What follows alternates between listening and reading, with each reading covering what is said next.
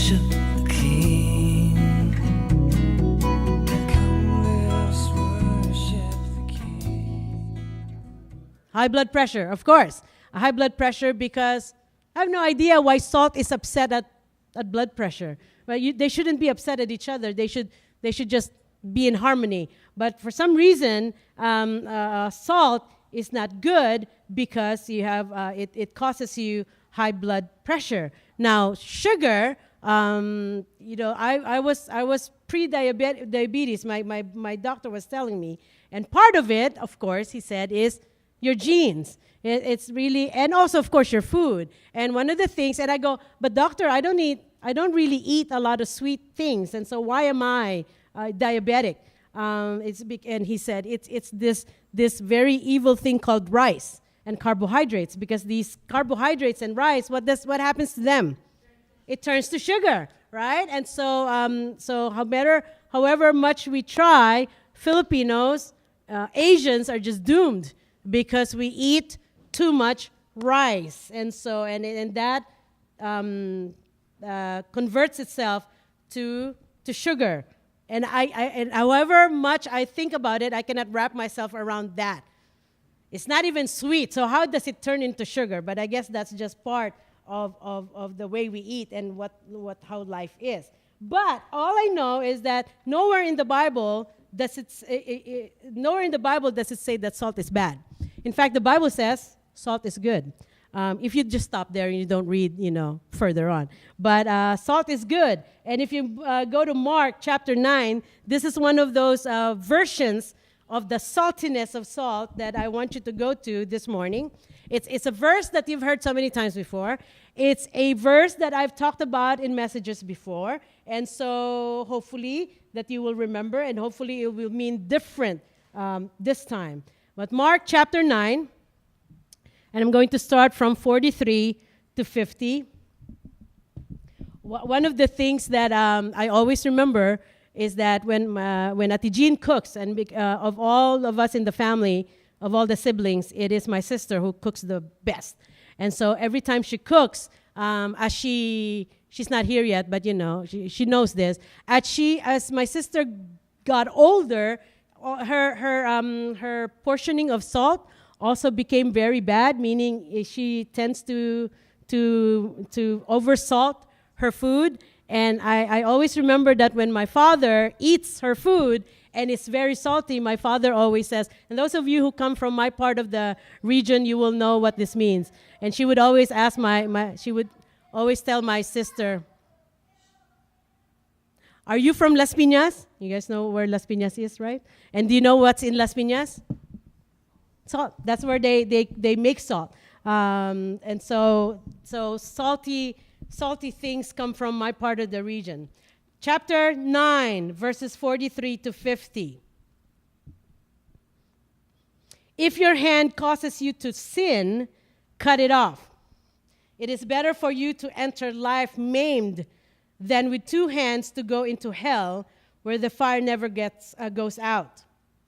And if your foot causes you to sin, cut it off. It is better for you to enter life crippled than to have 2 feet and be thrown into hell. And if your eye causes you to sin, pluck it out. It is better for you to enter the kingdom of God with 1 eye than to have 2 eyes and be thrown into hell, where their worm does not die, and the fire is not quenched. Verse 49. Everyone will be salted with fire. Salt is good. This is the part of the Bible I like, right? Salt is good. But if it loses its saltiness, how could you make it salty again? As I said, there's many, not versions, but there's a couple of other places where Jesus talks about salt. And in fact, this is given a totally different scenario when he talks about salt. But whatever it is, the part that we want to talk about is the part that talks about salt. And verse 50. But if it loses its saltiness, how can you make it salty again? Now, Jesus was paying very high compliment when he called them salt, and As I said, in other parts, in other verses, you will hear or you will read the part where it says, you are the salt of the world.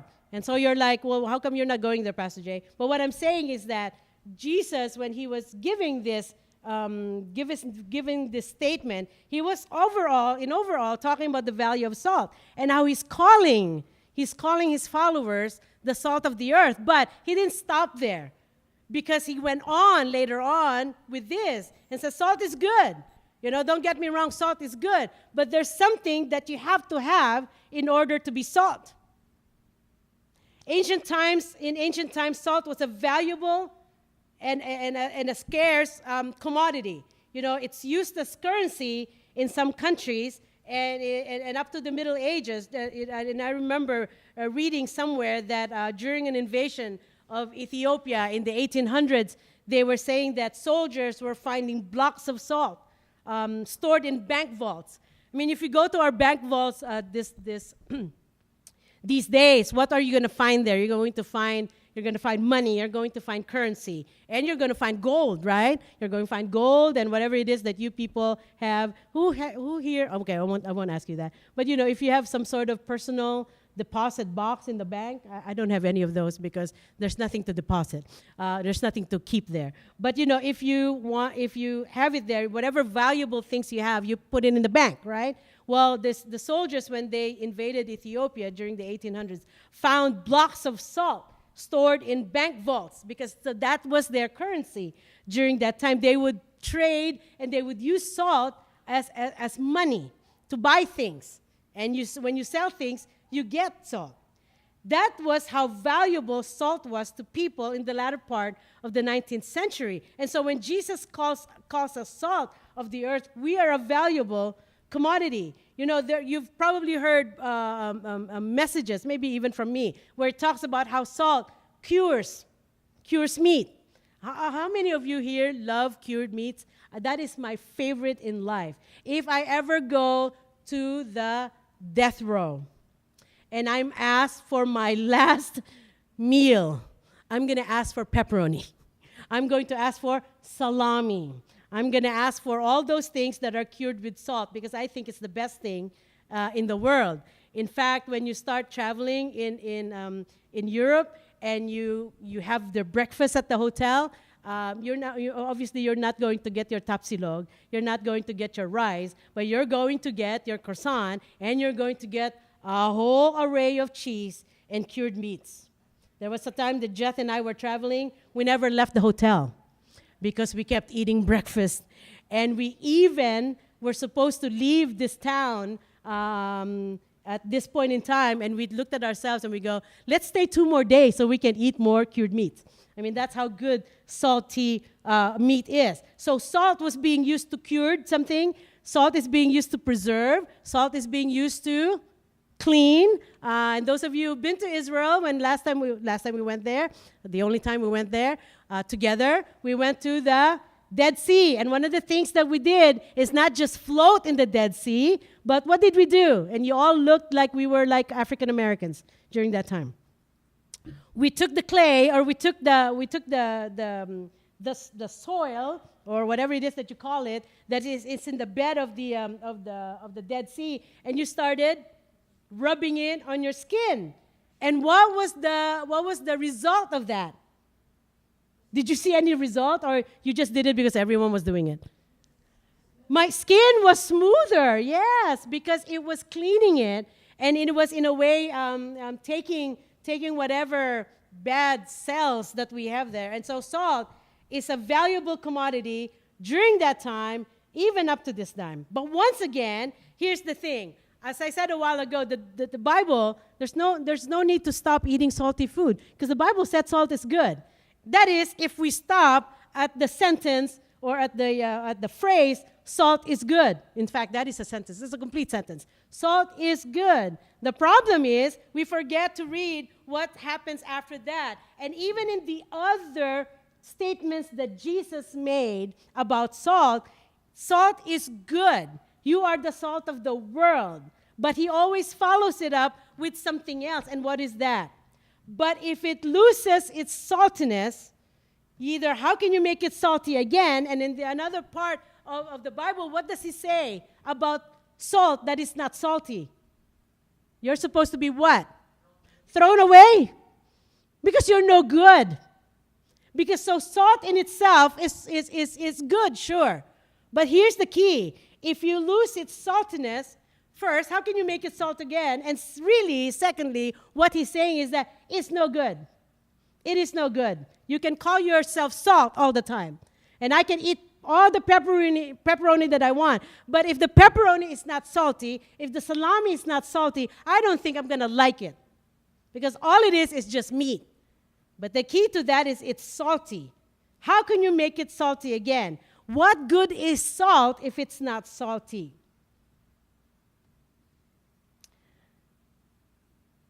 If by following Jesus, we do not make any real contribution to the life of other people. And that is what he was saying. You know, he was trying to define for us what is salt. And salt is good. You are good. But if by following me, Jesus is saying, you are not really making any difference in the life of other people, if you are not making any difference with your walk, if there is no redemptive power flowing from our lives and actions, what is the use of calling ourselves salt? What is the use of calling ourselves followers of Christ? What is the value of saying salt is good? Because there is no goodness there anymore. Maybe we have gained the favor of man because, we are called salt. And because he said salt is good. And he said, you are the salt of the world. Sure, we have found and we have gained the favor of man. But we have lost that whole flavor. We have lost that whole purpose of what salt is. In other words, if our values are no better than our neighbors, of what value is our faith? I remember someone, and I'm not going to mention names, and some of you might know. Someone would not be coming to church. Like for a long time, this person was not coming to church, and so this person was somewhere in the town, and he got to see another member of Vessels. And so when they were out there, this person was saying, how come I don't see you anymore at church? How come you are never at church? Or I think that person came, and so for the first time, wow, you've come to church. It's been a long time since you've come to church. And the other person said, well, how about you? How about you? You're the one who calls yourself a Christian, and you don't come to church. No, better yet, this is what he said, not really Christian, but you're the one who calls yourself a member of Vessels of Hope, and yet you don't come to church. And so what it's saying there is that if our values, or that whole exchange there, if our values are no better than our neighbors, of what value is our faith? Our lifestyle has become more and more the same as the lifestyle of everyone else. Do you see what I'm saying? And so the values held by present-day Christians are almost the same as others. They always say that it's a two-party political system in this country. I mean, nowadays you probably find it. There's a line of demarcation there, and you say, oh, these are the Democrats and these are the Republicans. But within each party, you will see different groups, right? You will see different groups among this whole liberal spectrum or the whole conservative spectrum. Even in that spectrum, you have people who are over here, very left or moderate or whatever. I'm saying is that there was a time in the life of the political system or party system of the United States when you don't see a difference anymore. They're almost the same. And so you look at them and you're like, what's the difference between a Democrat and a Republican? There's no big difference. And so it's the same with Christians. I'm not going to make this political. What I'm saying is that as Christians, the world is probably looking at us and saying, what's the difference between you and the other Christian over there?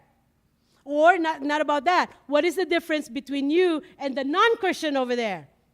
Sometimes there is no difference anymore when it comes to our lifestyles. And when it comes to our lifestyles, I want you to think about that. What is important to you? What is important to us? What are our values? What is our worldview? There was a time when presidential candidates will run for office, and their biggest slogan is values. You notice that's disappearing? Because values are disappearing. And I don't care if you're Republican or Democrat, we've lost values. We have seen the value system crumble. Because you might say the nice things about your lifestyle, but in the end, you turn around and then your lifestyle from before comes right behind you. It's still there. What is important to us? What are our values? What is our worldview? Sure, we're important. You know, the politicians always say that, I'm with the Christians this year. And so, but next year, no one will pay attention to us anymore. No one is going to look at the Christian and say, these are the people with values. And we will revert back to this thinking that our lives are really no different from the world. Jesus said that the righteousness to which he called us is higher than that of the righteousness of the Pharisees that represent the world. That's essentially what he's saying. Your values, your way of life, I'm calling you to a higher righteousness than what the Pharisees think righteousness is. Thus, the God we honor, the God we worship, is a demanding God, sure. Because he's saying, sure, you are salt, and salt is good. But here's the problem with you. You're not salty anymore. A few verses before our text, Jesus makes a statement of what he values. And what does God value? What did Jesus value? He valued, in so many words, he values the soul. He values the soul. If you look up and down in the Bible, he never puts value on what you can give. Jesus never looks at your checks and says, well, this one gave more. That's good. Well, this one, gave little, that's not so good. Or sometimes he looks at what we do. Oh, you've been to church more times. Or you've been to church early enough. That sometimes the Lord, but not sometimes, all the time, the Lord never looks at that, but looks at the heart and says, well, how is your heart? How is your soul? Our souls and the souls of those we will come to know him.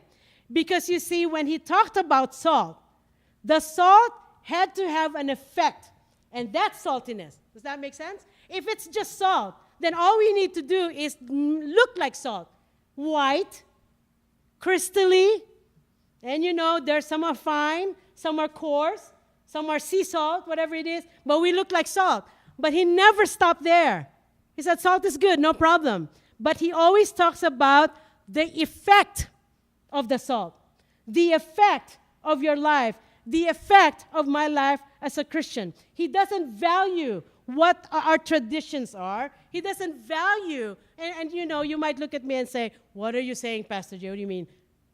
The Lord doesn't value the church as a tradition. The Lord doesn't value history as a tradition. The Lord doesn't value the different roles and influences that's in the church or whatever cultural traditions that we have, or our knowledge of things, the length of time we have been Christians. Are these the things are you saying that the Lord doesn't value that?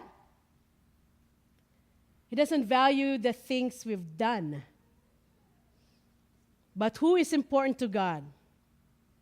The people affected by who we are. The effect of the saltiness, if there is still saltiness in our lives. In fact, Jesus said, if our traditions, if our lifestyles, if our attitudes, if our values make others stumble, cut it off. And that is why we started reading from that part of the verse. What does that mean? First of all, notice what terminology Jesus uses to make this point. And in fact, I'm going to ask Jesse to bring that back up for us. Go back to 43, and we're going to read that part again. I think we got stuck with the salt part. But if we go back to 43, verse 43 of chapter 9, it says, if your hand causes you to sin, cut it off. It is better for you to enter life maimed than with two hands to go into hell, where the fire never goes out. Then he talks about our feet. If your foot causes you to sin, cut it off. It is better for you to enter life crippled than to have 2 feet and be thrown into hell. Then he talks about your eye. If your eye causes you to sin, pluck it out. It is better for you to enter the kingdom of God with one eye than to have 2 eyes and be thrown into hell, where their worm does not die and the fire is not quenched. And I'm going to go back to what we are talking about. What does that mean? First of all, notice what terminology Jesus uses to make this point. If your foot, what's the second one? Nalimutan nyo na, kababasa nyo lang. If your hand, what's the third one? If your eye. If these are the basic parts of your body, the most functional, the most seen. So you talk about function, talk about saltiness, put that in your mind and keep that there. He didn't say muscles that are inside our bodies. He didn't say hair. He didn't say pancreas. And you're like, well, those are important too, right? They're inside. They serve a purpose. If our most basic values, have you ever thought of that? That's why he mentioned the hand, the foot, and the eye. If our most basic values, if our speech, if our lifestyle, if our career, these things that people see, things that we do that affect other people, if all of those things are causing others to stumble, what did Jesus say? Hide it? Cut it off. And you might say, wow, that is the hardest thing to do. It is. And I'm not saying it's easy to do that. And I'm not saying, I would do that any second, because I won't. I will find it very difficult. But, if I do that, this is the problem. If I start taking out the things that are causing others to stumble, it may mean my speech, it may mean my lifestyle, it may mean my career, it may mean my job. And so the first thing that will come to my mind is, if I cut that off, Lord, there goes my friends. If I cut off those things, oh Lord, there goes my high-paying job. If I cut that off, Lord, there goes my job. It doesn't have to be a high-paying job. If I cut that off, oh Lord, the things that I like to do on weekends, it's gone. If I cut that off, Lord, the things that I like to do on Sunday is gone.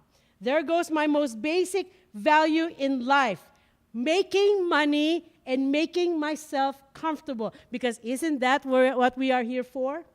Making enough so that we will be comfortable in life. Jesus said, I'd rather that you limped into heaven. Jesus said, I'd rather see you that you limped into heaven with no feet than be thrown into hell with both feet. This is probably one of those statements that where Jesus actually says hell. And when people say there is no hell, sometimes you got to look at what Jesus is talking about. No, not sometimes, all the time.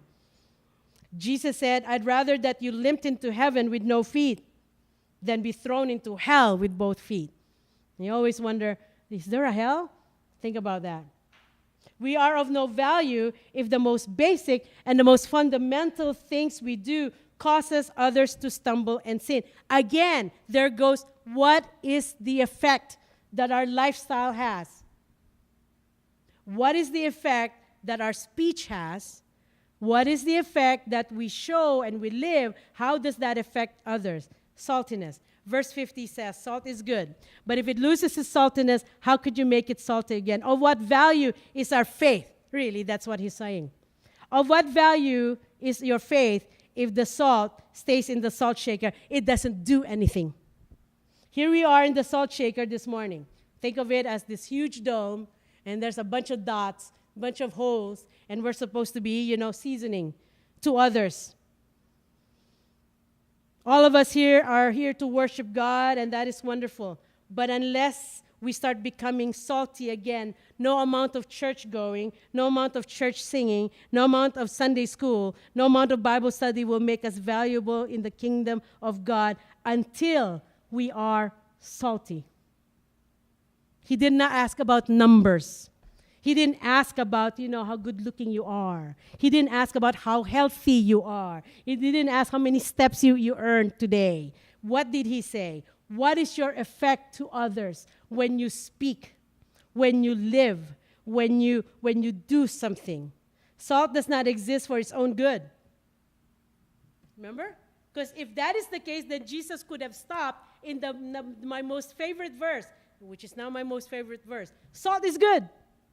But he didn't stop there, because he says salt exists to give flavor. And in like manner, we do not exist for our own salvation only. We exist to share that through our walking, through our speaking, through our talking. If our church, if these vessels of hope cannot teach us that church membership carries with it a committed obligation to go out and flavor the lives of people with the love of the Lord.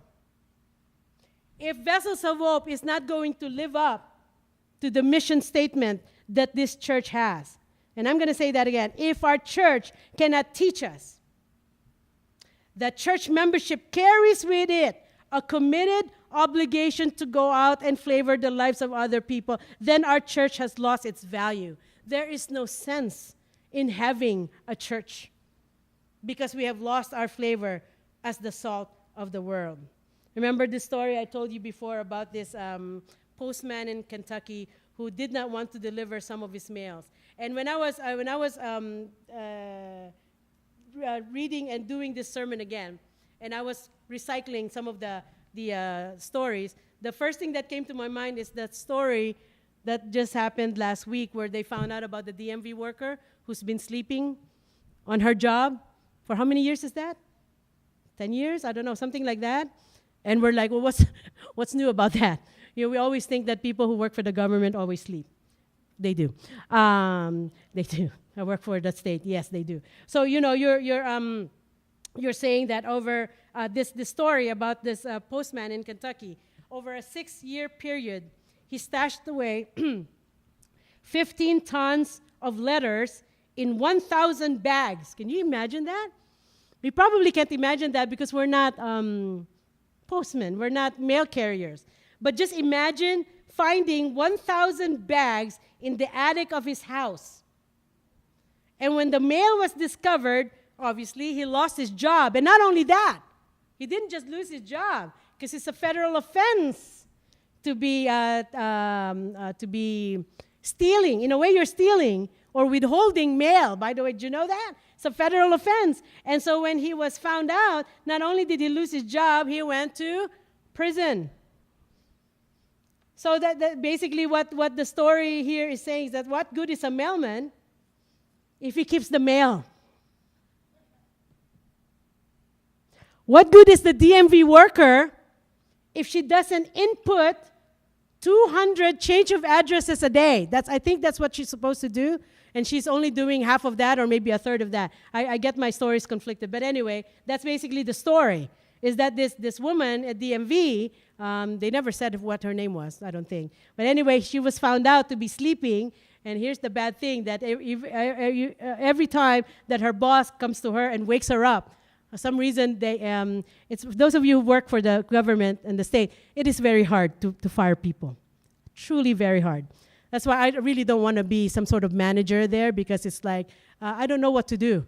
You have to fire people. But yeah, it was so hard for them to fire this person, and so she was never fired. But she got discovered, I don't know, many years after. I think she's still there. But what good is a mailman? What good is a DMV worker if you're not going to do what you're supposed to do?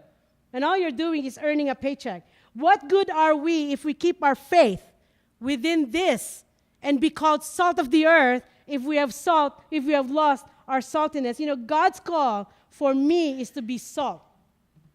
God's call for you is to be salt. God's call for us to have a higher standard of living. But it is of utmost importance to have a higher standard for living. You see the difference? Not of living, but for living. There's always a function. There's always something.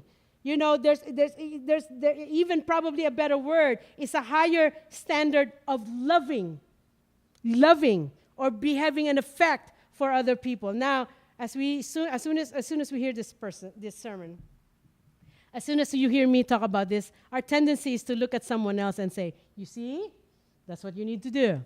You probably will look at their spouse, if you have a spouse here in the room right now.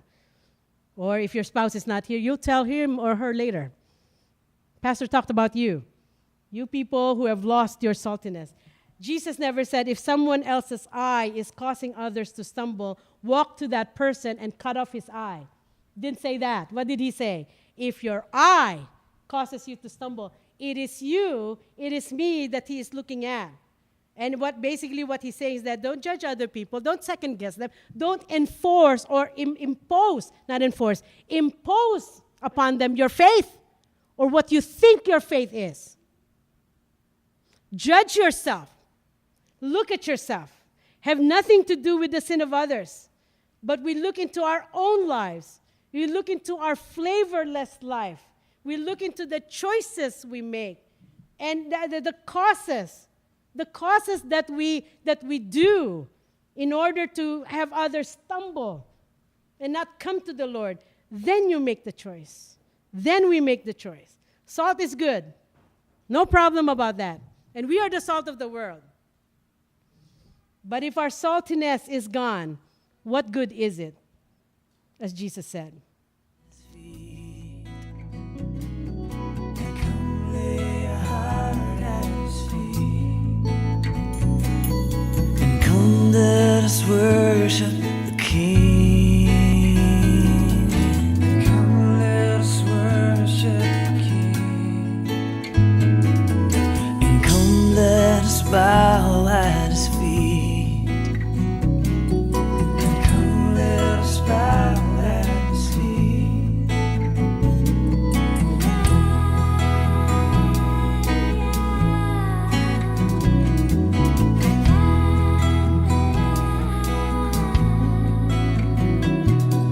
And come let us worship the King.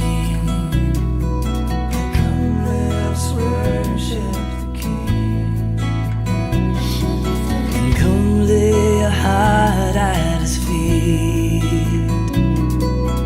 Come lay your heart at his feet. And come let us worship the King. Come let us worship the King.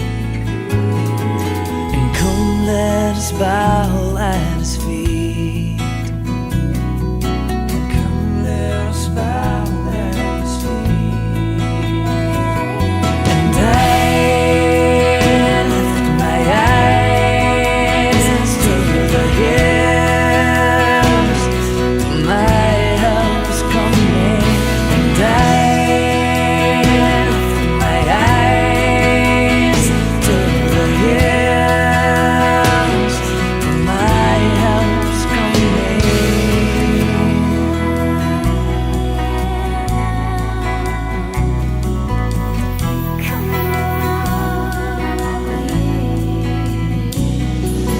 Come let us worship the King. Come let us worship the King. And come lay your heart at his feet. Come lay your heart at his feet. And come let us worship the King. Come let us worship the King. And come let us bow at his feet. Come let us bow at his feet. And I lift my eyes to the hills. My help is coming. And I lift my eyes to the hills. My help is coming. And I lift my eyes to the hills. My help is coming. And I lift my eyes to the hills. My help is coming. My help is coming. Yeah, my